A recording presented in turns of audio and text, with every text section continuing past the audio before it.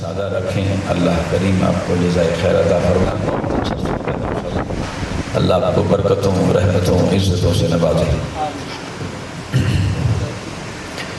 گفتگو شروع کرنے سے پہلے میں ایک اعلان کرنا چاہوں گا، وقت خاصا ہو چکا ہے۔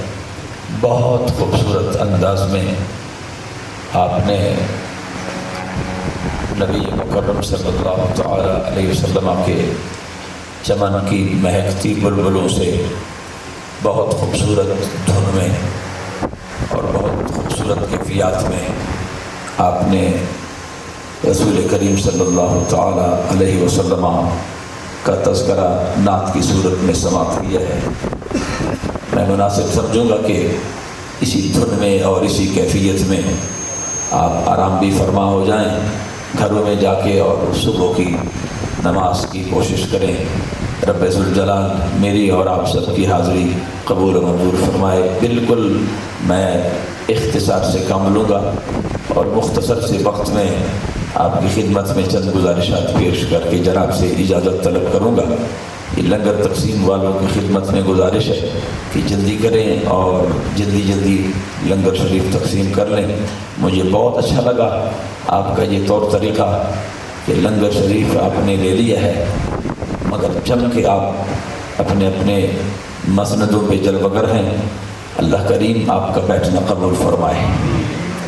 اور میں شکریہ ادا کرنا چاہوں گا محترم و مکرم جناب شیخ محمد سہیل صاحب کا، محترم محمد رضوان صاحب کا اور چودھری عامر صاحب کا، اور محترم ہم سب کے بھائی اور ہم سب کے لیے قابل قدر، قابل عزت محترم و مکرم سید ظہیر شاہ صاحب کا، جن کی وساطت سے، اور بالخصوص محترم حاجی رمضان صاحب کا شکریہ ادا کروں گا کہ ان کی وساطت سے آپ کی خدمت میں میں حاضر ہو رہا ہوں۔ اور انجمن تاجران کالج روڈ اور انجمن تاجران عالم خان، رب تعالیٰ کریم تمام کی حاضری کو اپنی جناب میں منظور و مقبول فرمائے۔ محفل کے اختتام پر محترم مقصود احمد وارسی مرحوم کی بخشش کی دعا بھی کی جائے گی۔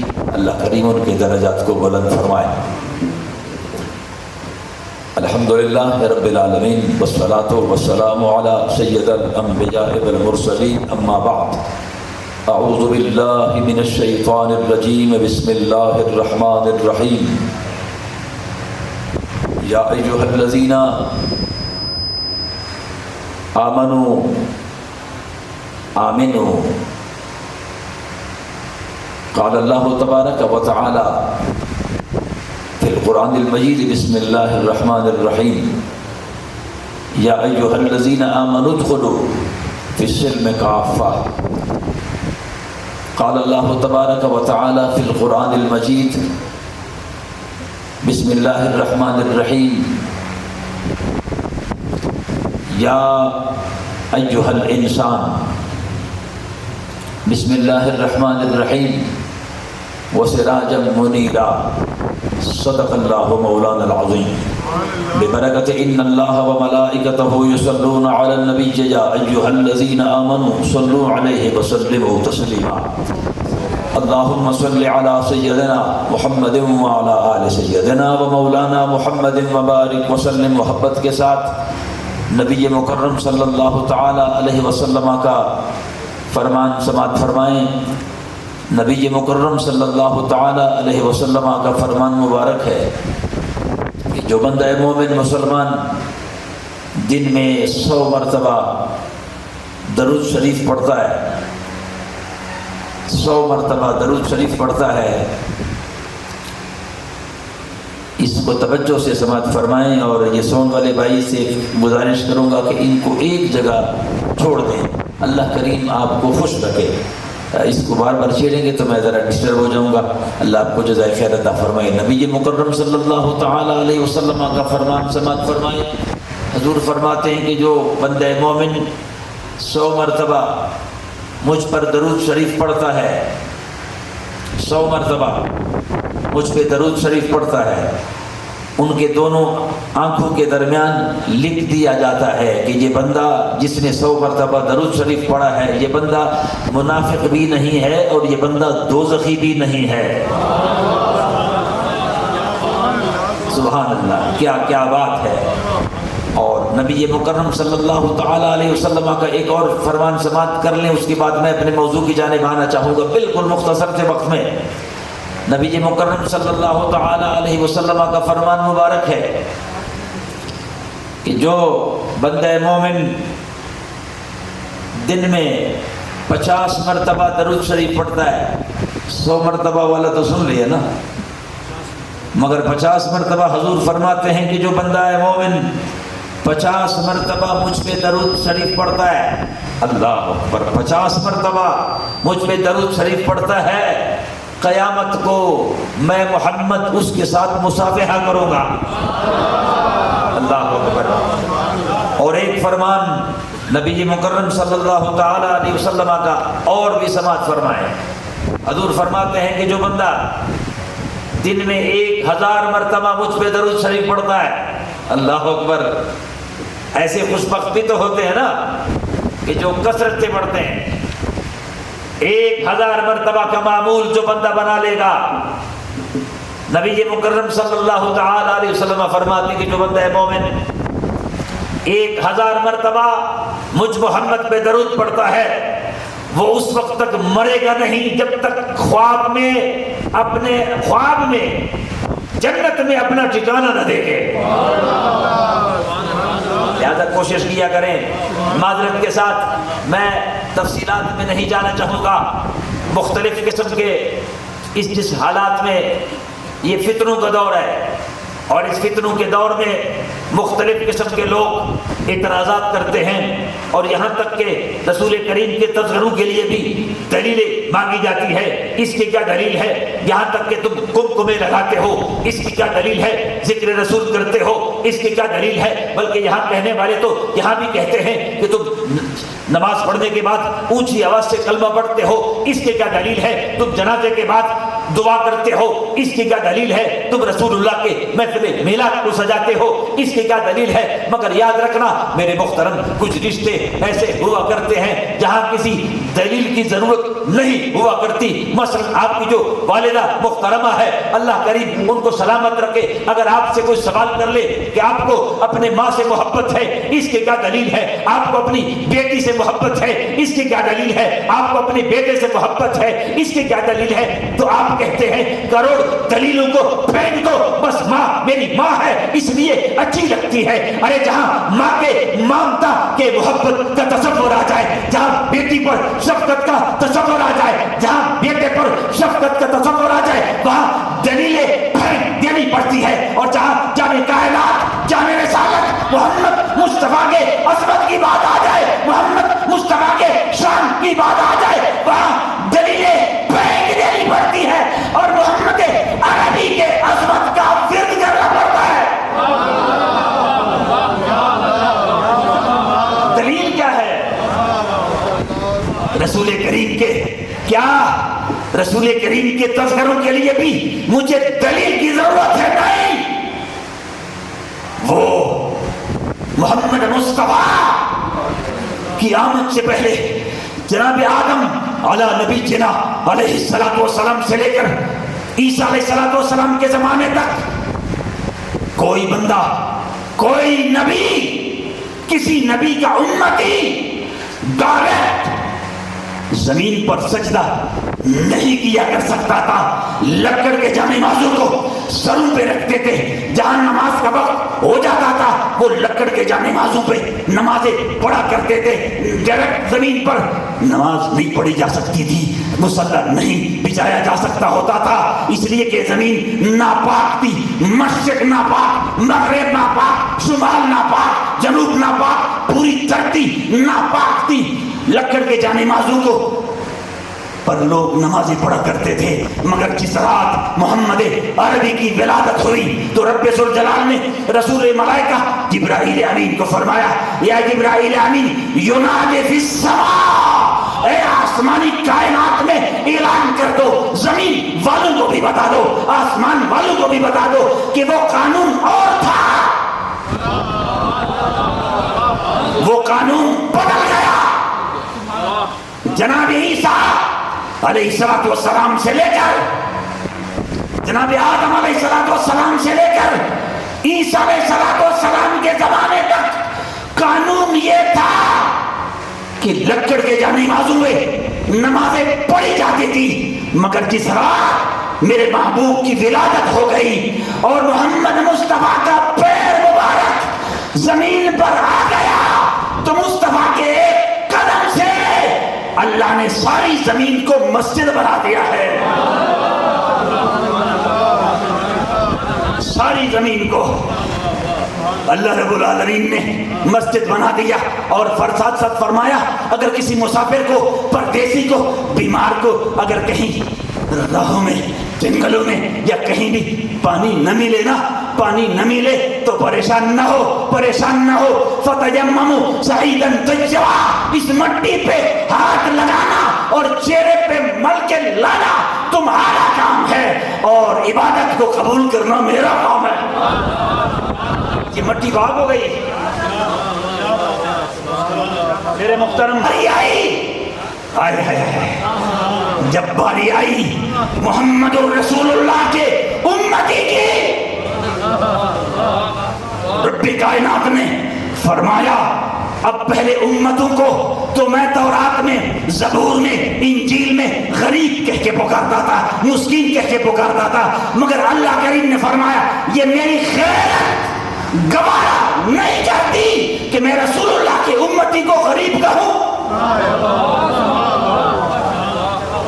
رسول اللہ کی امتی کو غریب نہیں کہوں گا، بلکہ جب بھی انہیں پکاروں گا تو ان کو بتاؤں گا یا ایھا الذین آمنوا، یا ایمان والو۔ صاحب روح البیان لکھتے ہیں، آپ فرماتے ہیں اے رب کائنات تو نے مصطفیٰ کے امتی کو غریب کیوں نہیں کہا، مسکین کیوں نہیں کہا؟ تو آپ فرماتے ہیں کہ مجھے القا ہوا، آواز آئی کہ جس قوم کا رہبر، جس قوم کا رہبر، جس قوم کا قائد محمد مصطفیٰ ہو وہ قوم کبھی غریب نہیں ہو سکتی۔ جس قوم کا قائد محمد مصطفیٰ ہو وہ قوم کبھی غریب۔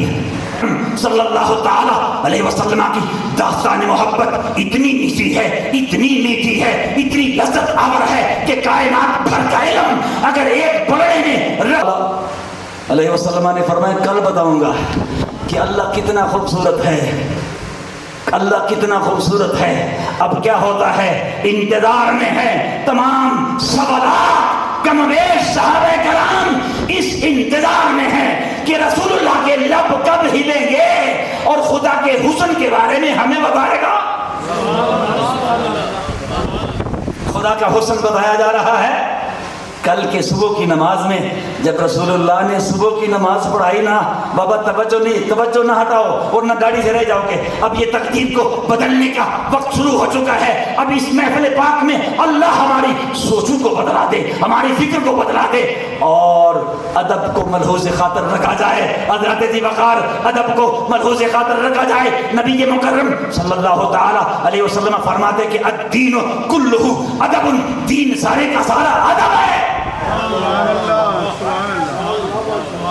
اب نبی مکرم صلی اللہ تعالی علیہ وسلم نے صبح کی نماز پڑھائی اور صبح کی نماز جب رسول اللہ نے پڑھائی نا، سلام پھیرا اور اپنے مصلی پاک پہ کھڑے ہوئے اور صحابہ کرام کی طرف دیکھ کے فرمایا کل صدیق اکبر نے مجھے کہا تھا کہ اللہ کتنا خوبصورت ہے۔ رسول اللہ نے فرمایا کہ اللہ کریم کی اگر خوبصورتی دیکھنا چاہتے ہو، من رانی فقد رأى الحق، جس نے مجھے دیکھا اس نے اللہ کو دیکھا۔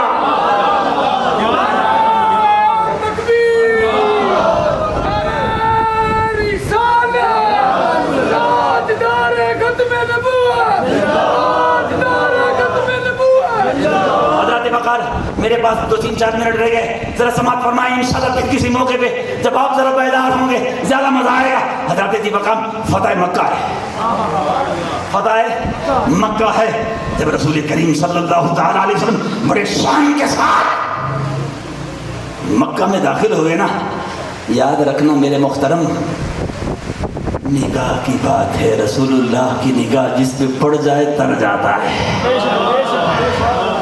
وہاں پر کیا دیکھا کہ حضرت اکرمہ جو ابھی تک اکرمہ ہے اور بیٹا ابو جہل کا ہے،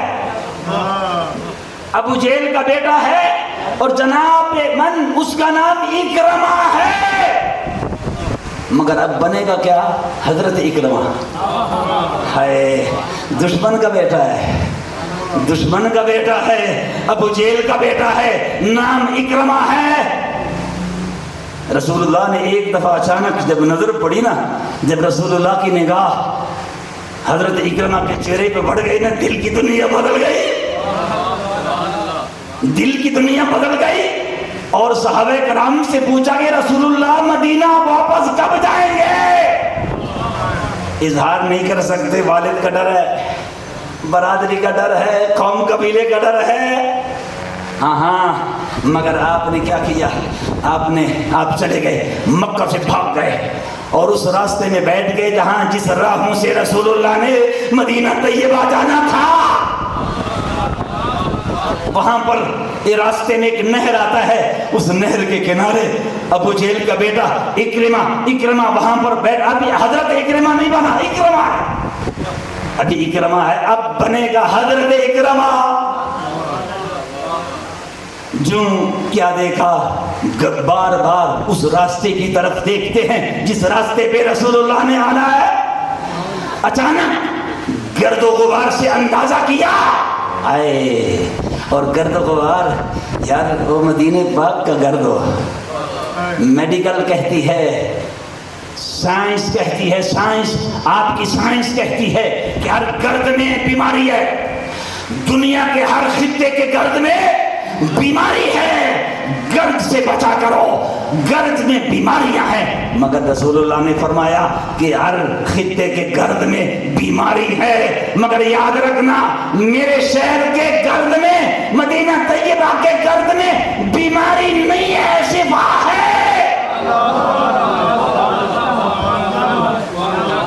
گرد سے اندازہ ہوا، گرد سے کہ وہ آ رہے ہیں۔ جو نظر پڑی نا، رسول اللہ نے پھر دیکھا، آئے قریب ہوئے، رسول اللہ نے اسلام کی دعوت دی اور وہ کہنے لگے اے محمد، ابھی یا رسول اللہ نہیں کہا، کہنے لگا اے محمد کلمہ تو میں نے پڑھنا ہی ہے، مگر اندر کی دنیا، ابو جہل کا بیٹا ہے نا، اتنے جلدی تو شکار قابو ہوا نہیں رہنا جی، آج جاؤ۔ تو کہنے لگا کہ میں نے تو کلمہ پڑھ لینا ہے، مگر 1-2 سوال ہیں، اگر آپ اجازت دے دیں۔ جی رسول اللہ نے فرمایا ہاں اجازت ہے، تم سوال کرو، ہم جواب دیں گے۔ میں کوئی بے اختیار نبی تھوڑا ہوں، اللہ نے مجھے مختار کل بنایا ہے، اللہ کے اذن سے جو چاہے دکھاؤں گا۔ اچھا، وہ جو نہر کے اس پار وہ بڑا پتھر نہیں ہے؟ جی بالکل ہے، نظر آ رہا ہے۔ اے محمد اگر وہ پتھر آپ کی قدموں میں آ جائے تو میں کلمہ پڑھ دوں گا۔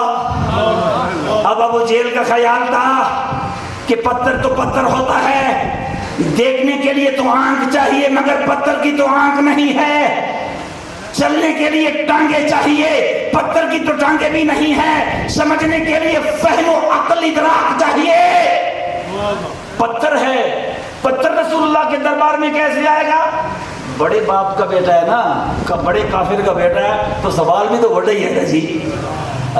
مگر انہیں کیا خبر کہ جس کا ایک قدم دھرتی کو مسجد بنا دے، جس کا جھکا ہوا سر پوری امت کو بخشوائے، جو اوپر دیکھے تو قبلہ بدلوائے۔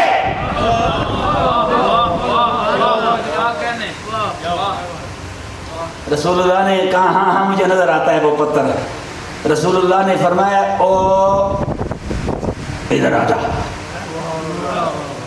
اب رسول اللہ نے جب پتھر کو کہا ادھر آ جاؤ، اب پتھر نے نہ آئے دے گا نہ داؤ دے گا، اس نہر میں